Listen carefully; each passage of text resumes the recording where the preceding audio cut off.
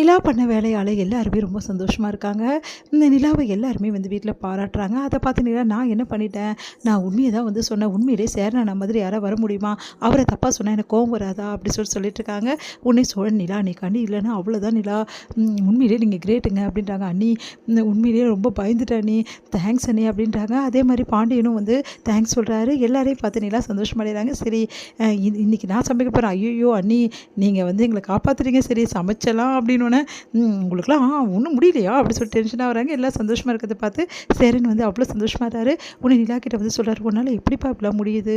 உண்மையிலே எங்களுக்கு யாருமே இல்லை. இது வரைக்கும் எங்களை வந்து யாராவது எதாவது பண்ணால் கூட வந்து கேள்வி கேட்க யாருமே இல்லைப்பா. ஆனால் நீ எங்களுக்காக நிற்கும்போது எங்களுக்குன்னு ஒரு துணை கிடைச்ச மாதிரி எவ்வளோ சந்தோஷமாக இருந்தது தெரியுமாப்பா. இந்த மாதிரி எங்கள் சின்ன வயசுலேருந்து இப்போ வரைக்கும் நாங்கள் அனுபவிச்சதே இல்லைப்பா அந்த சந்தோஷத்தை. தேங்க்ஸ்ப்பா அப்படின்றானே. பரவாயில்ல நான் இதில் என்ன இருக்குது அப்படின்னோடனே, உண்மையிலே தேங்க்ஸ் சொல்கிறதா இருந்தால் கார்த்திகாவுக்கு தான் சொல்லணும். அந்த டைமில் அந்த பொண்ணு அப்படி முடிவு எடுப்பான்னு எதிர்பார்க்கல. உண்மையிலே அண்ணி நாங்களாம் எதிர்பார்க்கவே பார்க்கல. ஏன்னா கார்த்திகா இப்போ வரைக்கும் அண்ணனை பார்ப்பாங்க, சிரிப்பாங்க, வந்துட்டு போவாங்க.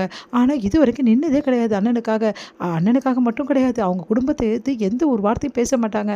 அப்படிப்பட்டவங்க எப்படி அண்ணி நீங்கள் மனசை மாற்றுறீங்கன்னொன்னே, உண்மையிலேயே பொண்ணுங்க எப்போவுமே அப்படி தான். எந்த நேரத்தில் என்ன முடிவு எடுப்பாங்களோ அது கரெக்டாக எடுப்பாங்க. ஆனால் நீங்கள் தான் தப்பாக புரிஞ்சுக்கிறீங்க அப்படின்னோடனே, உண்மையிலேயே நாங்களாம் புரிஞ்சுக்க வேண்டியது நிறைய இருக்கா நீ அப்படி சொல்லிட்டு எல்லாம் சொல்லிட்டு இருக்காங்க. இங்கே வந்து கார்த்திகாவை அவங்க அம்மா திட்டுறாங்க. ச்சே நீ எல்லாம் ஒரு பொண்ணா மாதிரி பண்ணிகிட்ருக்க. இப்படி வந்து அப்பாவோட மானத்தை வந்து குடும்ப மானத்தை எடுத்துட்டியே, அப்பா வெளியே தலை காட்ட முடியாமல் பண்ணிட்டியே அப்படின்னு சொல்லிட்டு திட்டுறாங்க. உடனே அவளை விடு, அவளை என்ன பண்ணுற பாரு, நீ அவனையா விரும்புகிற, உனக்கு இருக்குடி, இப்போ மாப்பிள்ளை பார்த்துருக்கேன்ல, விட மாட்டேன்டி, உன் கல்யாணத்தை முடிச்சு உன்னை அனுப்பாமல் இந்த ஊரை விட்டு நான் போக மாட்டேன்டின்றார் அவங்க அப்பா. உடனே வந்து கார்த்திகை வந்து நீங்கள் என்ன பண்ணாலும் சரி என்னால் கல்யாணம் பண்ணி முடியாது, ஏன் மாமாவை நான் மறக்க முடியாது, அதிகம் நான் பார்க்குறேன்டி அப்படின்றாரு.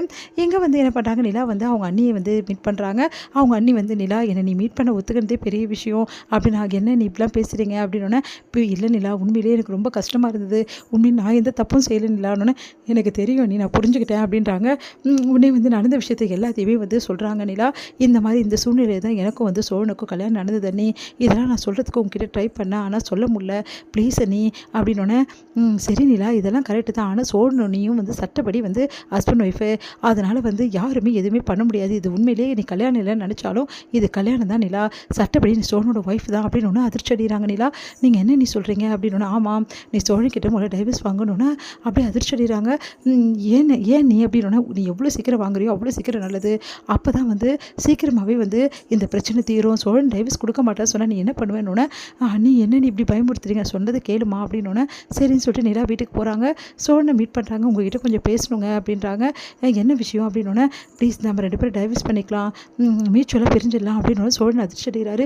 என்ன இப்படிலாம் சொல்கிறீங்க, உங்களை நான் இப்படிலாம் விரும்பின தெரியுமா, உங்கள் வாயிலிருந்து இந்த மாதிரி வார்த்தை வருது, இது நடக்கவே கூடாது, நிலா என்ன இப்படி சொல்கிறாங்க அப்படி மனசுல யோசிக்கிறாரு.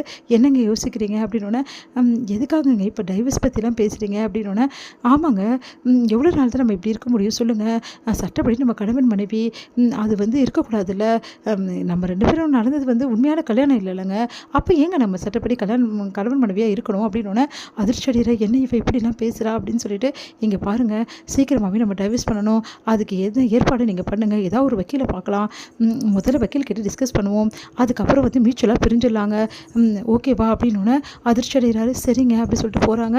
தாங்கவே உள்ள சோழனால தனியாக போய்ட்டு பயங்கரமாக அழறாரு. நிலா என்னை விட்டு பிரியணும்னு நினைக்கிறாளே, அவளை நான் எப்படிலாம் விரும்புகிறேன், அவள் தான் என் வாழ்க்கை, நிலா ப்ளீஸ் நிலா என்னை விட்டுட்டு போயிடாதீங்க நிலா அப்படி சொல்லிட்டு அழுதுட்டு இருக்காரு தனியாக.